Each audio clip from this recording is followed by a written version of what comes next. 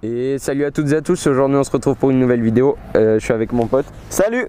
On va faire un comparatif entre nos deux motos. Donc lui elle est 2015, c'est une enduro, moi elle est 2010, c'est une track, donc supermotard. On va faire un comparatif entre 2015 et 2010, entre enduro et supermotard, et entre track et supermotard. Du coup le plus qu'apporte une track.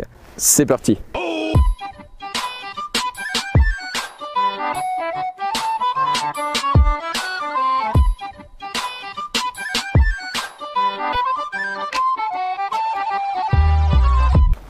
Partie 1, on va faire la différence entre 2010 et 2015. Donc en premier, la selle elle change.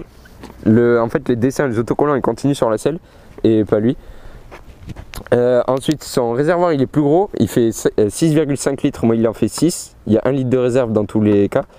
Par contre son compteur est beaucoup mieux. Enfin le mien il fait un peu vieux. Ensuite la béquille elle est pas pareille. Et le pot aussi, il passe devant en fait, alors que moi il passe dessous. Et il vient à gauche et lui à droite.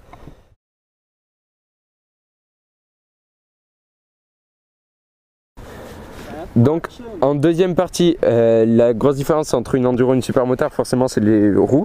Donc c'est des roues d'enduro avec des pneus à crampons. Les jantes, elles sont plus grosses aussi du coup. C'est 19 pouces devant et 17 derrière. Donc moi c'est 17 partout en fait. Donc moi j'ai la même taille que sa roue arrière partout.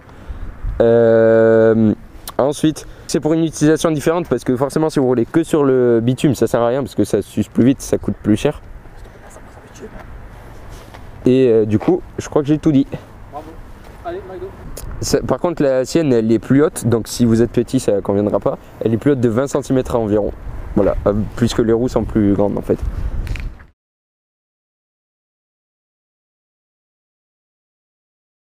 Donc la troisième partie, c'est ce que apporte la track en plus par rapport à une supermotard classique, une standard ça s'appelle.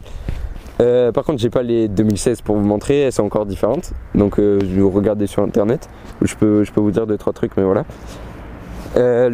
L'étrier est plus gros, il pince un disque plus gros qui fait 330, alors que le normal il fait 300 devant sur une enduro ou une standard.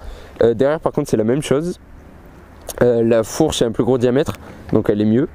L'amortisseur derrière, il est réglable en précharge. Après, donc c'est écrit sur les autocollants, forcément. Le pot est pas pareil, enfin il est rouge. Alors que normal, il est, enfin de 2010, la supermotard normale, elle n'était pas rouge. Le pot était pas rouge. Donc voilà. Donc c'est tout pour cette vidéo. N'hésitez pas à liker, à partager, à vous abonner, tout, vous connaissez ce qu'il faut faire. À la prochaine. Coucou.